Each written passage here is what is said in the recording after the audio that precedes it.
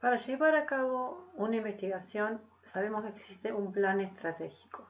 Entonces, ¿cómo comienza esa investigación? Esa investigación comienza por la observación. Esa observación que a veces es casual, otras veces es, digamos, está orientada hacia algo en particular, teniendo en cuenta, entre otras cuestiones, la curiosidad del observador, la curiosidad del científico. En algunos casos hay investigaciones que se dieron de casualidad porque se estaban estudiando otros fenómenos y a partir de esos fenómenos, bueno, se descubrieron algunas cuestiones importantes. Un ejemplo de esto es el descubrimiento del LSD, esa droga que es un alucinógeno, que en realidad partió a partir de, o sea, se obtuvo a partir de se estaba investigando en ese momento para obtener otro tipo de psicofármaco para curar cierto tipo de enfermedades psiquiátricas y bueno, observaron que el resultado previo a obtener ese compuesto era justamente el ácido lisérgico que produce ese tipo de fenómenos. Otro tipo de investigación que también se llevó a cabo de manera, digamos, observando y de forma a veces curiosa y hasta porque el investigador era desordenado, tiene que ver con el descubrimiento de la penicilina. La penicilina se descubrió gracias a que al que el investigador dejó de lado unas placas de Petri porque era muy sucio y desordenado y vio que crecían en esas placas de Petri ciertos hongos y esos hongos se habían comido parte del material que tenía esa placa. Ahí descubrió que de esa placa obviamente el material eran bacterias y entonces descubrió que ese hongo mataba ciertas bacterias y en ese momento se dieron cuenta que, o él se dio cuenta que había una sustancia llamada penicilina que fue la que apareció, o sea, que fue la que justamente dio lugar a este antibiótico de amplio espectro que todos conocemos. Bien, ahora, ¿cómo sigue esto? Planteando objetivos. Los objetivos de una investigación han de ser específicos, claros y concretos. Sabemos que los objetivos no siempre no son estáticos, sino que son dinámicos. ¿Esto qué significa? Que el investigador puede comenzar con ciertos objetivos y esos objetivos claramente a lo largo de la investigación pueden ser modificados, ¿sí? De acuerdo con cómo vaya orientándose en su proyecto de investigación y qué tipo de estudios vaya realizando y con qué fundamentos se encuentre, con qué fundamentaciones se encuentre para ver si esos objetivos son los que estaba buscando o en realidad puede reformularlos.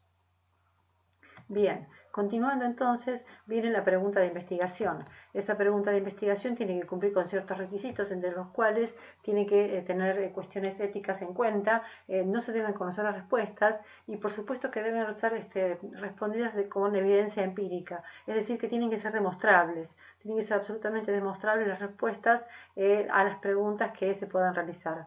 Al igual que los objetivos de investigación, a veces las preguntas de investigación, cuando uno empieza a investigar con el material teórico con el que cuenta, puede llegar a ser modificada, puede readaptarse de acuerdo con lo que el investigador va encontrando en el camino de esta indagación hacia la que estamos llevando nosotros el proyecto ahora. Ahora vamos a ver más adelante qué quiero decir con esto. Bien, seguidamente entonces viene la justificación. Algo importante, ¿no? Tener esa justificación teórica, social, práctica, metodológica e individual.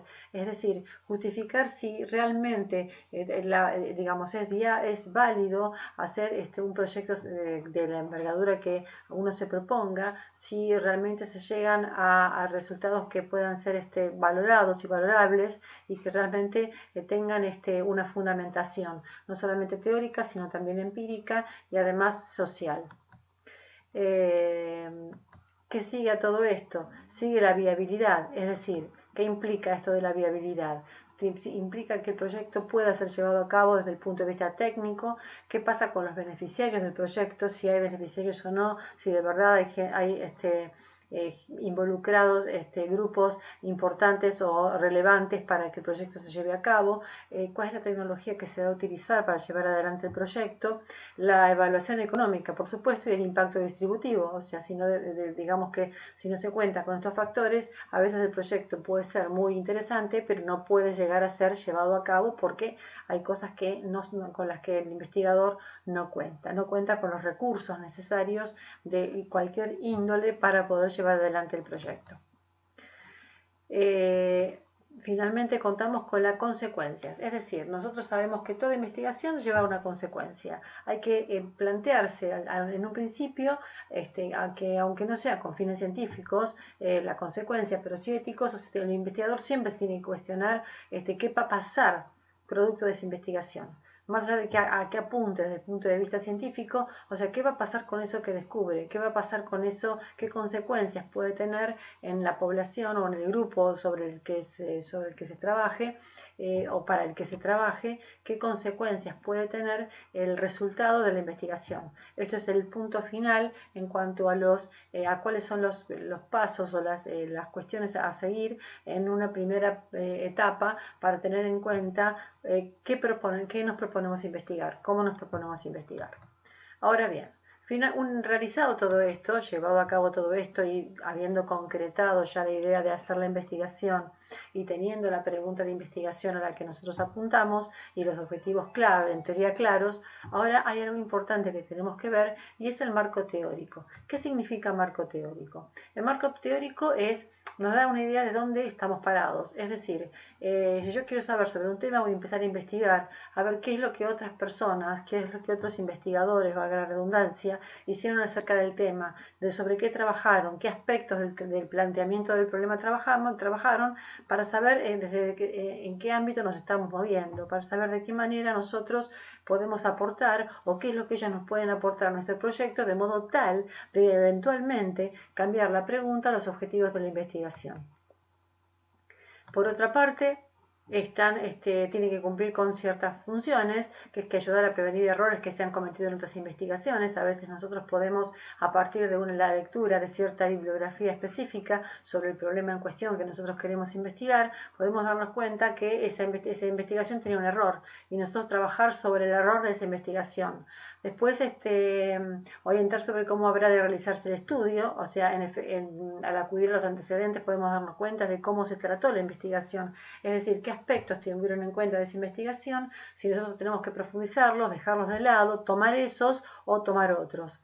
Los estudios que se han llevado a cabo, cómo se tomaron los casos, cómo se hicieron los casos, quiénes participaron, el número de participantes, o sea, qué tan grande era la población. Cuando hablamos de población, hablamos no de la población gente solamente, sino hablamos de población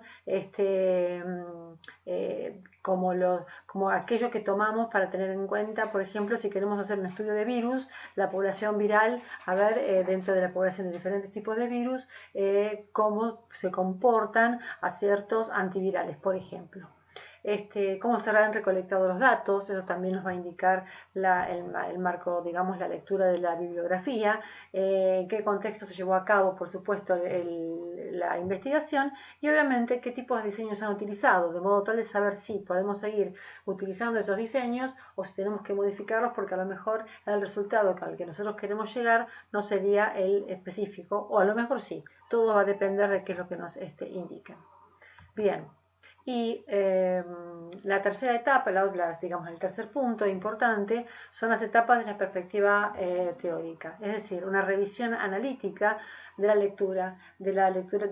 literatura correspondiente. Es decir, ¿qué significa? Cuando hablamos de literatura es ver todo tipo de fuentes, todo lo que esté escrito, esté en videos, esté en revistas científicas al respecto del tema en cuestión o que tenga que ver con el tema que uno quiere trabajar. Y obviamente después sí construir ese marco teórico, que es lo que implica ya meternos de lleno en nuestro proyecto de investigación, ¿sí? A partir del marco teórico que va a salir de justamente del